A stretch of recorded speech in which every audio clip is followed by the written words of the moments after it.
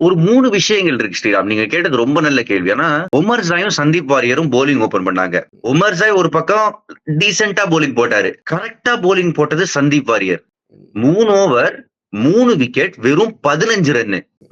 7 ஓவருக்கு போலிங் சேஞ்சே நடக்கல. இவங்க 2 பேரும் போட்டுக்கிட்டு இருந்தாங்க. அப்ப 8வது ஓவர் நேச்சுரலி சந்தீப் வாரியர் போட்டிருப்பாருன்னு நான் நினைச்சேன். அவர போட்டு முடிச்சிருவாங்க. பட் இல்ல 1 ஓவர் ஹோல்ட் பண்ணாங்க. அப்ப நான் என்ன நினைச்சேன்னா 3 விக்கெட் எடுத்து வெறும் 15 ரன் கொடுத்தவருக்கு 4வது ஓவர் கிடையாதாம். அது ஏன் அப்படின்றது எனக்கு புரியல. அதுக்கப்புறம் ரிஷப் பண்ட், அக்சர் பட்டேல் இவங்க 2 பேரும் கிரீஸ்ல இருக்காங்கன்னு சொல்லிட்டு உங்களோட ஃப்ரண்ட் லைன் போலரான சாய் கிஷோர் போன மேட்ச் உங்களுக்கு போலிங்ல மேட்ச ஜெயிச்சு கொடுத்தவரு. அவருக்கு 2 லெப்ட் ஹேண்டர்ஸ் இருக்காங்கன்ற ஒரே காரணத்தினால போலிங்கே கொடுக்காதது எனக்கு தெரிஞ்ச அபத்தம். T20 கரியர்ல அவரோட எக்கானமி ரேட் 6க்கும் கீழே. தூக்கி 19வது ஓவர் சாய் கிஷோரோட ஓவர்னு கொடுத்தாருங்க. இன்ஃபேக்ட் அந்த ஓவர்ல அவர் அடிச்சது பந்து கிடையாது, ட்ரிஸ்டன் ஸ்டெப்ஸ். லெப்ட் ஹேண்டர் நல்லா போட்ட, ரைட் ஹேண்டர் தான் அவரை டேக் ஆன் பண்ணது.